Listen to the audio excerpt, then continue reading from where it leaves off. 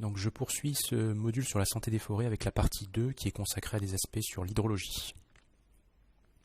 Je vous laisse découvrir le plan de la présentation qui va suivre.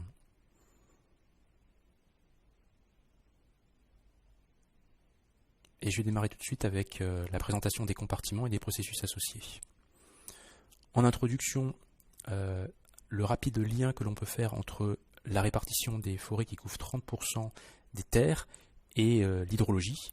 Vous avez à droite la carte de la répartition des différents types de forêts et sur la carte de gauche la moyenne des précipitations annuelles en 2020 avec du jaune au bleu, violet et rose la pluviométrie qui devient de plus en plus abondante. Donc le lien est extrêmement direct entre ces deux aspects, végétation et conditions hydrologiques.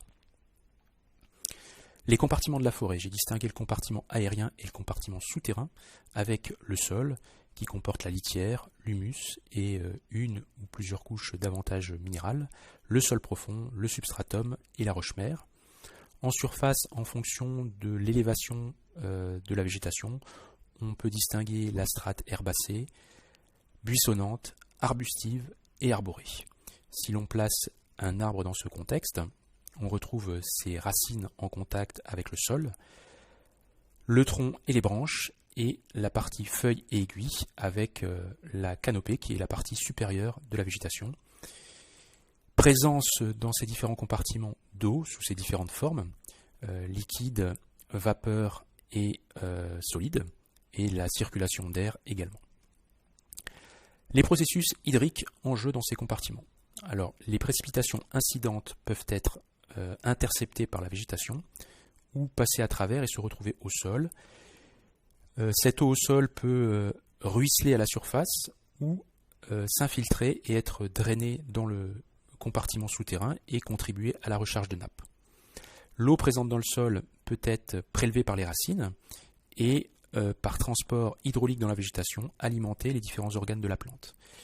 Plante qui est amenée à transpirer, également présence d'évaporation sur la canopée ou au sol.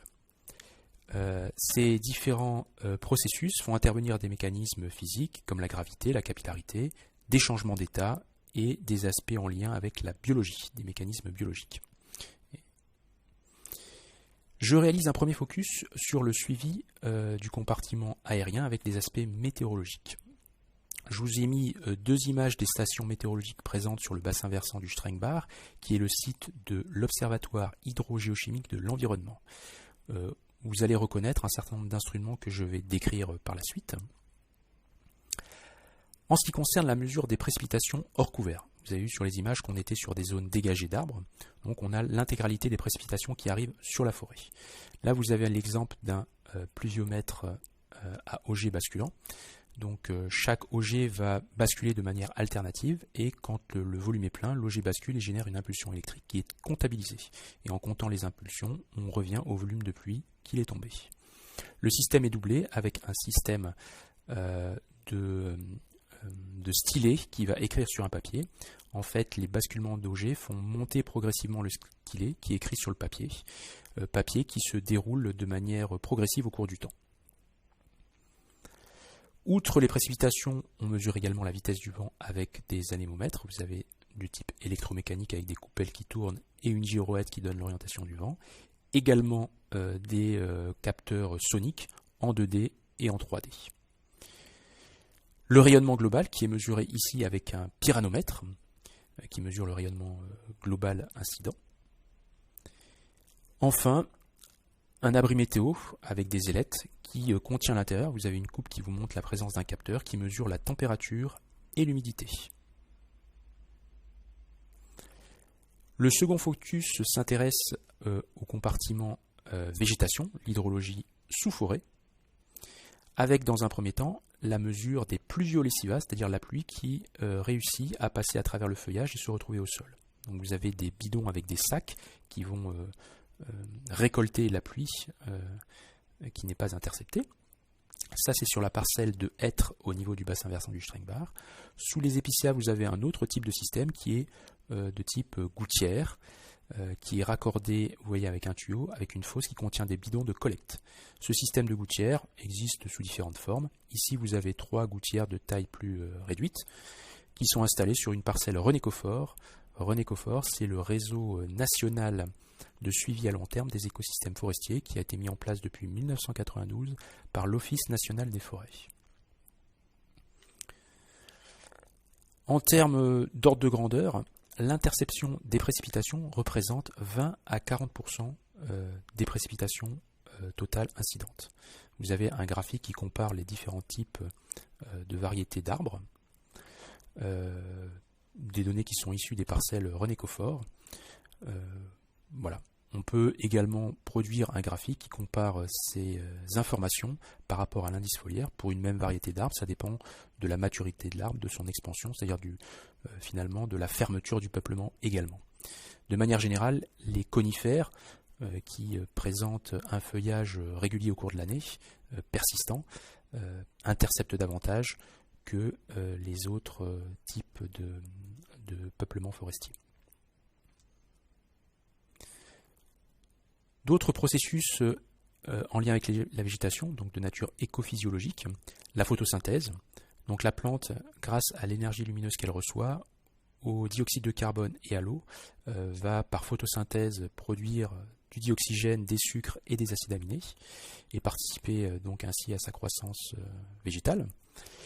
L'eau et les éléments minéraux contenus dans le sol vont être véhiculés par le processus de transpiration, qui participe à l'hydratation des différents organes de la plante et au refroidissement de celle-ci. Et donc, si on fait un focus sur la transpiration, le cheminement est le suivant: le rayonnement solaire, les conditions de température, de déficit de vapeur saturante, donc à travers l'humidité de l'air et le vent, vont faire un appel et donc participer à l'évaporation au niveau des stomates qui vont s'ouvrir et se fermer et vont libérer la vapeur d'eau. La différence de pression entre les feuilles et la partie des racines va créer l'aspiration d'eau qui circule avec la montée de sève brute dans la végétation. Voilà, donc l'eau est extraite au niveau du sol. Une des mesures possibles de la transpiration des arbres est illustrée sur cette diapositive-là avec ce qu'on appelle des capteurs de flux de sève. Vous avez des aiguilles qui sont introduites dans l'écorce de l'arbre. Donc on dépasse l'écorce et on va jusqu'au niveau du bois d'aubier. 2 aiguilles qui mesurent la température, et en comparant l'évolution de la température au cours du temps, on peut corréler ça à la montée de sève brute et donc à la quantité d'eau qui va circuler par ce processus de transpiration. Donc ces aiguilles sont introduites dans le bois d'aubier où circule la sève brute. Sur les photographies que vous avez à gauche, vous avez l'illustration de ce dispositif qui ont été mis en place en 2021 sur des épicéas au Strengbar, avec les aiguilles, une coupelle qui protège du rayonnement solaire direct, et puis la centrale d'acquisition qui enregistre les mesures. En termes de quantification, donc de la transpiration, vous avez un graphique qui illustre un peu ce propos-là, avec 2 types d'unités. Le millimètre par jour qui est une analogie avec ce qu'on mesure en termes de précipitation, et une autre unité qui est le mètre cube par hectare par jour. Bien évidemment, ces chiffres de transpiration évoluent en fonction de la maturité de la végétation et de la densité du peuplement. On peut considérer que lorsqu'un arbre est mature, c'est-à-dire après 30 à 50 ans, sa transpiration atteint un certain plateau, et par une journée estivale ensoleillée, on peut évaluer la valeur à 4 mm par jour. Un autre type d'échelle est indiqué en bas, c'est de manière schématique, mais un arbre mature dans un écosystème tempéré, par une journée ensoleillée, va transpirer en moyenne 150 litres d'eau par jour. Au niveau d'une comparaison entre les différents types de forêts, vous avez ce graphique-là que vous pourrez regarder tranquillement et qui montre que entre 1/3 et 2/3 des précipitations sont évapotranspirées par la végétation forestière. Je m'intéresse enfin au compartiment sol. Ici, vous avez une illustration d'une manière de quantifier l'eau qui s'infiltre dans le sol. Vous avez des flux d'eau qui sont installés. Donc ce sont des petites plaquettes que vous avez illustrées ici qui font 0,07 m², qui sont installées par groupe de 8 à une certaine profondeur, et on installe à plusieurs profondeurs caractéristiques de notre sol. Ces flûteaux sont reliés entre eux par un tuyau qui sont reliés à un bidon, et sur une certaine période, ça va collecter l'eau qui s'est infiltrée à différentes profondeurs. Donc vous avez des petits zooms qui vous sont proposés lors de l'installation qui a été faite sur le bassin versant du Strengbar. Si on veut des mesures en continu et qui sont moins intégratives, on peut installer des capteurs de pression qu'on appelle des tensiomètres ou des capteurs d'humidité de type sonde TDR. Et vous avez une illustration ici avec une fosse qui a été faite et des capteurs qui ont été installés à différentes profondeurs. Cette fosse, bien évidemment, est refermée. Vous avez le résultat avec en surface les câbles qui sont reliés à la centrale d'acquisition qui est ici dans le boîtier. Exemple de graphique que l'on peut produire. Ici, vous avez tout à gauche l'évolution des températures aux différentes profondeurs qui ont été instrumentées. Ici, c'est l'évolution de la pression, donc de la succion du sol, qui varie bien évidemment au cours du temps en fonction des entrants, et la teneur en eau du sol. Alors, je ne vais pas rentrer dans davantage de précision, de détails, mais bien évidemment ces valeurs dépendent de la nature des horizons de sol qui sont présents et de la quantité à la fois d'eau qui pénètre et qui peut ressortir à travers la végétation et l'évaporation. Dernier type d'équipement qui peut être intéressant pour suivre l'hydrologie, c'est ce qu'on appelle les piézomètres. Ils vont permettre de monitorer l'évolution de la hauteur de nappe qui est présente dans le souterrain. Donc c'est un tube crépiné et dans lequel on introduit une sonde qui mesure la hauteur d'eau. Donc ça, c'est une installation qui a été faite sur la partie proche de l'exutoire, dans la zone saturée du bassin versant du Strengbar. La synthèse que l'on peut faire de ça avec l'évaluation du bilan hydrique.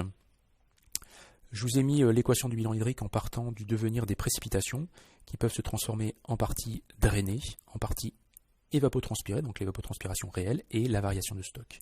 Si l'on considère l'évapotranspiration réelle, celle-ci peut être décomposée en termes de transpiration qu'on a évoqué précédemment, en termes d'interception foliaire et en termes d'évaporation au sol. Le graphique qui est présent ici caractérise la réserve en eau du sol, la réserve relative. Autrement dit, c'est la partie d'eau qui est exploitable par la plante et qui se situe entre la capacité au champ et le point de fraîchissement. Et ce qui est intéressant, c'est de tracer l'évolution de cette réserve relative au cours du temps. C'est ce qui a été fait de manière un peu schématique ici. Et vous avez en bas les différents mois de l'année, l'évolution de ce stock. Et lorsque l'on passe en dessous d'une valeur de 0,4, on considère qu'on est en dessous du seuil tolérable par la plante et on rentre dans une phase de déficit hydrique pour la plante. Alors différents indicateurs sont mis en place avec la durée de l'épisode de stress hydrique, de déficit hydrique, la période à laquelle le démarrage se produit et l'intensité de ce stress que multiplie la durée du stress qui nous donne l'importance du stress hydrique. L'intérêt de ce genre d'approche, c'est de permettre de quantifier la proportion de surface forestière qui est soumise à des sécheresses. C'est ce que les collègues de l'UMR Silva ont fait au niveau de l'ensemble de la superficie forestière française. Et sur la période qui va de 1959 à 2019, ils ont annuellement regardé l'évolution du stock. Ils ont calculé une moyenne et ils ont considéré que pour chaque année, si le déficit était entre 1 et 1,5 fois supérieur à cette moyenne, on peut considérer que c'est une sécheresse modérée. Si c'est entre 1,5 fois et 2,5 fois la normale, c'est une sécheresse sévère. Et au-delà de 2,5 fois, c'est une sécheresse extrême. Et la cartographie de ce pourcentage de superficie concernée par des sécheresses est décrit ici. Et on retrouve des sécheresses bien connues, comme l'année 62, l'année 89 et l'année 2003. Ce qui ressort également de ce genre d'études, c'est que depuis les années 1990, au moins 10% de la superficie nationale est concernée par des épisodes de sécheresse. Sécheresses qui peuvent induire de la mortalité, et l'ONF a, durant ses campagnes, cartographié la mortalité sur certaines périodes. Donc vous avez une carte de mortalité des écosystèmes forestiers entre 2011 et 2019 qui est produite ici, avec une intensification lorsque le vert devient plus foncé.